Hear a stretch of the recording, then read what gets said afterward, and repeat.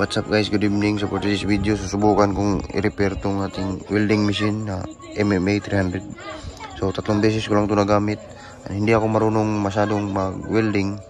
Yan, baguhan lang ako pero nagka-welding na ako noon dati. So ngayon, pag sinaksak ko to, nag-trip yung breaker. Yung fuse pala gamit namin dito sa bahay, yung plangka lang. Tapos pumuputok. Pag sinaksak ngayon, itong dito may transistor dito. Ayan. Yan, shorted yan. Papalitan ko yan. Yan. Yan o. Set nyo sa continuity. Yan. Ako, isang kamay lang gamit natin. Yan o. Tingnan natin ha. Ayan o, shorted o. Yan o, narinig nyo? Yan. Ayan. Baliktarin natin yung probe.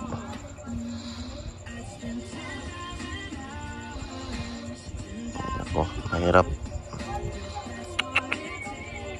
Ayan o, tumutunog o. Itong isa. Sobrang lisod. Oh, yan. Ayan, shorted yan o.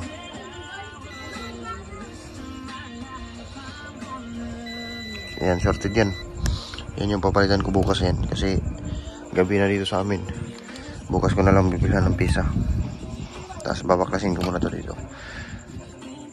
Update ko lang kayo guys pag gumana na to.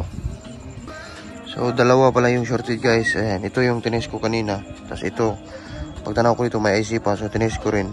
Ayan. So ito yung shorted pa rin ito. Sa dalawa. Yan, dalawa siya shorted yan. After ko mapalitan guys, ayan. Ito lang yung na-video ko, nasirado ko na kasi. Ayan. Mas malaki na yung ampere niya. Ayan, dito banda. Tsaka itong isa. Yan yung pinalitan ko. Dalawang transistor. Tawag nila yun is IGBT yata. Ayan. So yun lang yung damage niya guys, no? Wala nang iba.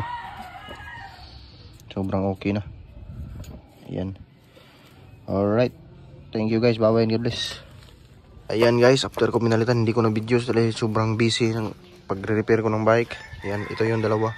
So, yung ginawa ko pala guys is pwede taasan yung amperahe niya guys. Ito is YGD 45 and 560. Ginawa kong 50. Ayan, 50, 60. Ay, pwede pala yun. Nag-asa ko ng yung technician doon. So, pinalitan ko. Ayan, gumamit na ako ng valve tester.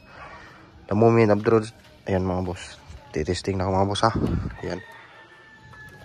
Ayan. Alright, gumagana na guys. Yun lang yung pinalitan ko. Dalawang resistor. Pwede na ko na ito isaksak. Okay. Bye bye. God bless. Papakita ko sa inyo guys ha. Yung pinalitan ko. Ayan. Ayan, nag-welding na ako guys. Ito vulcanizing para sa bike.